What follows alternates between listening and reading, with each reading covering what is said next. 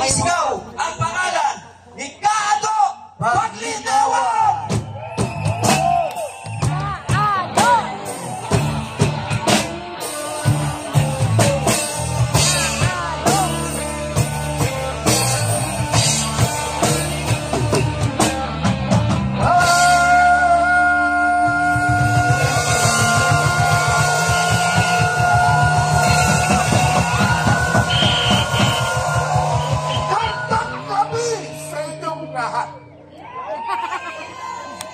Ako po ang inyong maestro.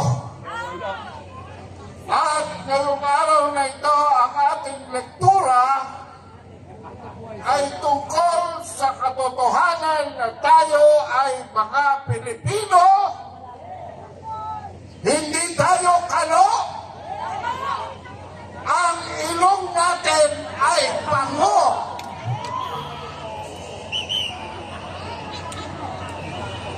Hindi ko suka nakalain, mga kabansa, na sa edad ko ito, kung saan ako'y nabarimpetan ng Metrocom sa harap ng ating lumang kongreso sa P. Burgos, dyan sa May City Hall,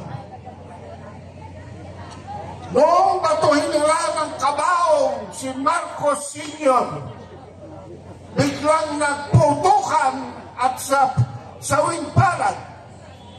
Ako ay tinamaan ng isang bala at tinaplisan pa ng isa. Kaya dahan-dahan akong naglakad mag-isa hanggang Philippine General Hospital. Dahil takbuhan na lahat at wala nang sasaklolo sa akin. Yun po ang unang araw ng first quarter storm. Dahil yung likod ay isang aktivista dahil ako'y pangulo noon ng College Editors Guild of the Philippines. Maraming nagbuwis ang buhay ng mga estudyante, kabataan, manggagawa at iba pa. After 2 days, kumuha ang organisasyon ko ng rally permit sa Mindiola at doon naganap ang Battle of Mindiola. Hindi ko kayo sisisihin kung hindi nyo ako kakilala. Bakit? Sapagkat karamihan sa inyo ay 1/3 lamang ng aking edad. Lalo na itong mga kabataan nasa harap ko ngayon. Sana naman ay tumagal ang inyong buhay para 25 anyos ay ipinaglalaban pa rin ninyo. Miski mahina na ang inyong tuhod at makapal na ang inyong salamin, ay paglalaban pa rin ninyo ang kagayaan, ang katarungan, ang kapayapaan.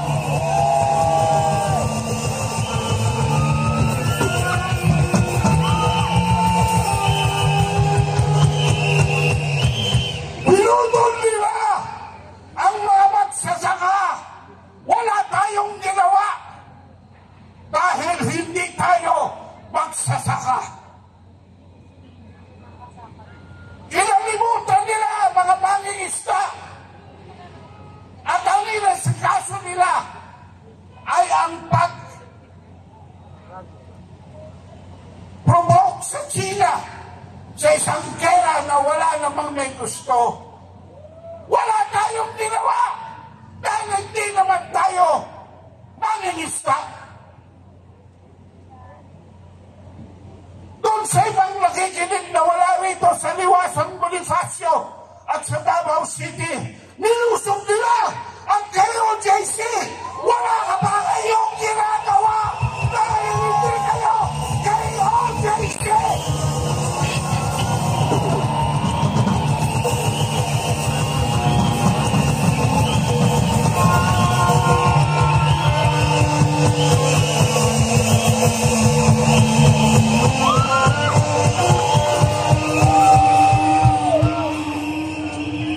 Pag nilusog si Eduardo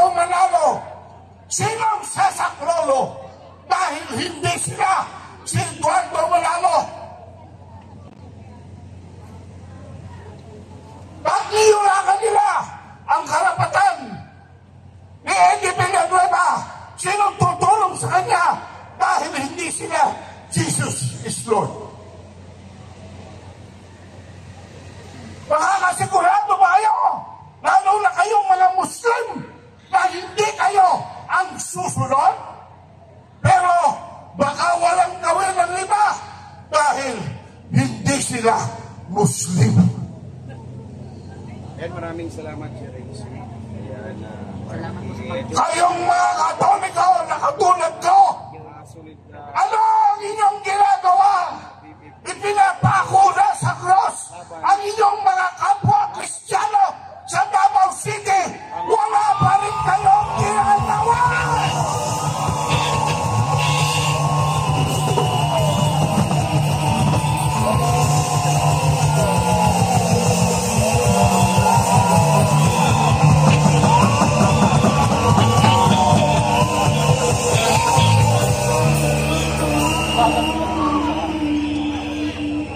Ako'y nangangamba dahil baka ngayong gabi ay sunduin na nila ako at wala kayo dahil nag-iisa lamang ako. Yan ang feeling ngayon ng bawat Pilipino na sa sarili nilang gobyerno na niluklok nila ay wala silang maasahan dahil sa lahat ng pinangako sa visyon ng kanyang ama, Marcos Sr., Balanced Agro-Industrial Economy, continuation ng nationalization ng power industry dahil sobrang ang taas ng Meralco.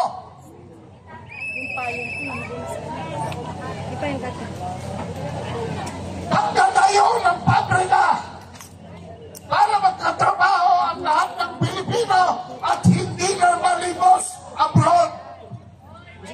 Ano ang nangyayari sa bansa natin ngayon? Kung ang bisyon ng sarili niyang ama ay binudol niya, nagtataka pa ba tayo kung bakit binubudol niya ang mga Duterte? Hindi na. Dahil wala naman talaga siyang simpatya. Wala siyang pag-ibig sa bawat isa sa atin. Wala siyang pag-ingon sa kanyang pinanggalingan. At ang hindi lumilingon sa kanyang pinanggalingan, maaaring bukas mawala na siya.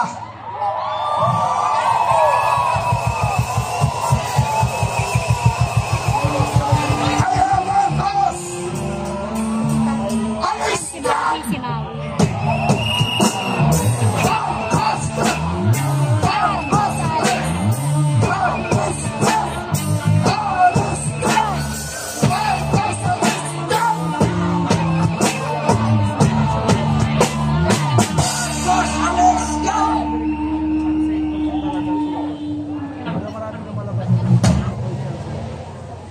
Pilipino, may isang pinangalagaang pananampalataya. At ito ay sa pagbigkas ng ating pambansang bayani, Jose Rizal, nang hindi tumitingin sa kanyang pinanggalingan, hindi makakarating sa kanyang paroonan. Alam po ninyo, ang taong ito ay mahalaga dahil 2 plus 2 plus 4 equals 8. Sa Hebrew numerology, yan po ang taon ng ating Panginoong Jesus at ang kanyang Good Friday. Ito po ang pinagdaranasan natin lahat ngayon. Kaya tayo'y maningin. Humingi tayo ng tawad sa Panginoon Diyos. Lumuhod tayo sa harap ng ating mga kasalanan at maghugas tayo sa grasya ng Panginoon. Subalit mga kabansa, ang taong darating Pero hindi ko namang sinasabing maghintay pa tayo ng ganong katagal, ay 2025. 2 plus 2 equals 5 sa Hebrew numerology. Yan ang taon ng ating Diyos Ama. Yan ang taon ng hostisyang nagagaling sa langit. Parating na! Yan ang taon ng pananago ng ating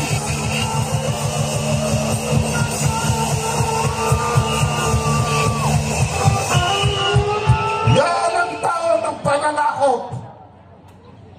Pero ang aking dalangin, huwag na sana, Ama, huwag mo nang patagalin ang aming paghihirap. Dahil maraming nagugutom ngayon na ating mga kapatid, kamag-anak, na mamamayang Pilipino, hindi lahat ay may pasahe papunta sa Liwasang Bonifacio. Kaya, biski na nung mangyari, ipangako natin sa isa't isa, sa nasa kaliwa mo at nasa kanan mo, na ikaw, kaibigan, ipagtatanggol kita. Hindi lamang ngayon, hindi lamang bukas, kung hindi sa mga darating pang araw, pagka ikaw ay pinutol ng isang banal.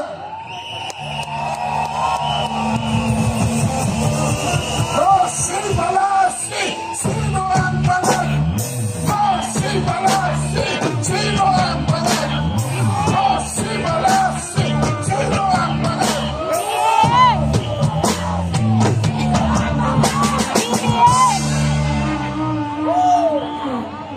Mga magulang, mga kapatid, mga kababayan, makasasalay sa inyong mga kamay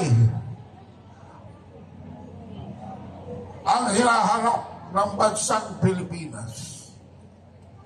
Klarong-klaro na ang ating Pangulo ay out of control. Wala na siyang sa tamang huwisyo. Mali na ang kanyang hulog. Bakit? Sapagkat siya ay nagpapakatuta sa isang banyagang pwersa na ayaw nang pumasok ang progreso dito sa ating bayan. Alam niyo ba na mula noong February 2, 2023, wala nang pumapasok na investments. Pati ang koleksyon sa buwis, wala na. Ang gobyernong ito ay wala nang pambayad sa mga sweldo ng mga kawani sa gobyerno, kaya ninanakaw na nila ang pribadong yaman ng PhilHealth.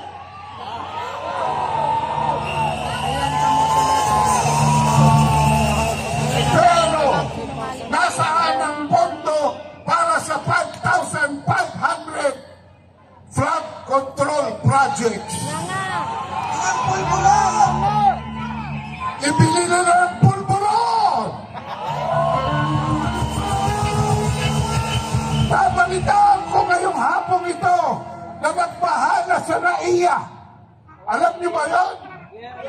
Binaha na ho ang NAIA. Ang airport. Bakit? Sumabay ang pag-awas ng tubig ng Laguna de Bay sa pag-awas ng tubig ng Manila Bay. Kaya malapit na pong mag-goodbye ang Southern Mega Manila. Atileng.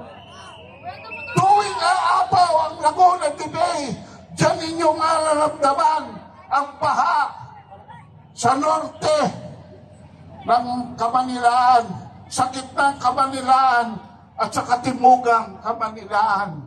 Diyan po nang gagaling ang tubig itinurn over po ni Presidente Duterte ang 77 pumping stations ng maayos dito kay Marcos Jr. Sa 6 na taon ni Duterte, pagod na pagod silang linisin ang 3 river systems dito sa Mega Manila. Pero wala pang 2 taon, nawala kasi ang budget, nagbara sa basura ang mga ilog at nabulunan ang 77 pumping station. Yan, mga vloggers, ang report ninyo sa mainstream media dahil hindi nyo mababasa yan sa mainstream media. Mula pa po, noong 2009, pinag-aaralan ko na ang pagbaha dito sa Metro Manila. In fact, sumulat ako ng isang libro ukol dyan. Kaya hinahamon ko, sino mang gagong senador, sino mang gagong kongresista ng debate tungkol sa Metro Manila flooding, wala kayong alam! Wala kayong alam! Wala kayong alam! Hinahamon ko ang lahat ng senador at lahat ng kongresista ng debate tungkol sa South China Sea at kung bakit nag-uupugan ang ating mga Coast Guard dyan. Wala kayong alam! Wala kayong alam! Wala kayong alam!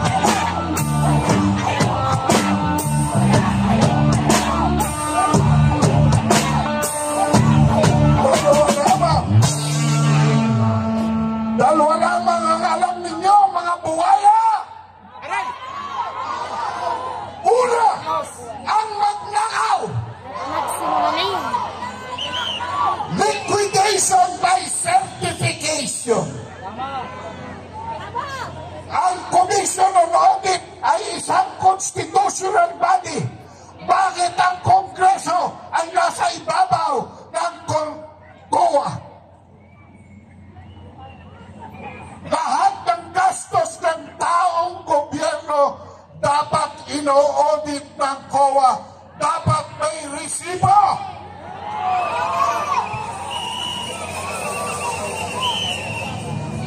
Pero bakit si Inday Sara hinihingan nyo ng resibo pero kayo ayaw nyo mag